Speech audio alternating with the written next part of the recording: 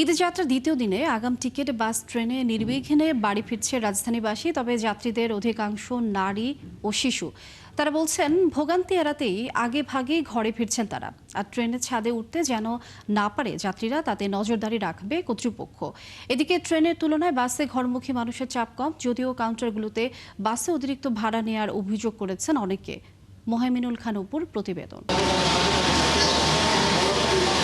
পরিবার পরিজনের সাথে ঈদ উদযাপন করতে ঘরমুখী মানুষের এই ভিড় রাজধানীর কমলাপুর রেল স্টেশনে। আগাম টিকিটেই ঈদযাত্রার দ্বিতীয় দিনে ঢাকা থেকে বিভিন্ন গন্তব্যে ছেড়ে যাওয়া ট্রেন যাত্রীদের মধ্যে নারী ও শিশুরাই বেশি।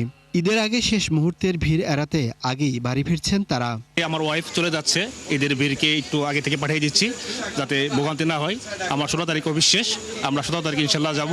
গ্লিটারের টুইন লেমন ও অ্যান্টিব্যাকটেরিয়াল ফর্মুলা বাসনকে চকচকে জীবাণুমুক্ত করে আমাদের দেয় গ্লিটার গ্যারান্টি। টিকিট পাওয়া যাবে না আর অনেক ভিড় হবে, এর জন্য আমরা আগে চলে যাচ্ছি। এ সময় শিশুদের মধ্যে দেখা যায় আনন্দ উচ্ছ্বাস। ঈদ উপলক্ষে আপনজনদের সাথে সময় কাটাতে পারবে, এটাই তাদের কাছে বড় আনন্দ। আমার আম্মু, আমার ভাই, তারপর আমি, আমার বোন। আমার খুব খুশি লাগে, আমার গ্রামে যেতে খুব ভালো লাগে, আর তাই আমি আজকে খুবই খুশি। ভিড় দেখে আমরা আগে যাচ্ছি, মা বাবা আমার ফ্যামিলি সবাই পরে যাবে। দেখা যাবে যে রমজান মাসের শেষের দিকে ভোগান্তির সম্ভাবনা অনেক বেশি থাকবে। তবে বাস কাউন্টারগুলো যাত্রীদের ভিড় ট্রেনের চেয়ে এখন কম। তারপরও ঈদযাত্রায় বরাবরের মতো বাড়তি ভাড়া নেওয়া হচ্ছে বলে অভিযোগ তাদের, যদিও তা অস্বীকার করেন কাউন্টার মালিকরা।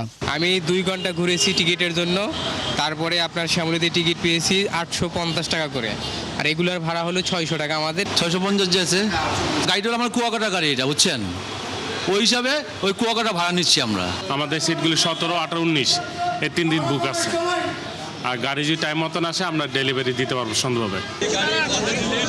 সড়ক, রেল ও নৌপরিবহন মন্ত্রী জানিয়েছেন ঈদযাত্রা নির্বিঘ্ন করতে বদ্ধপরিকর সরকার।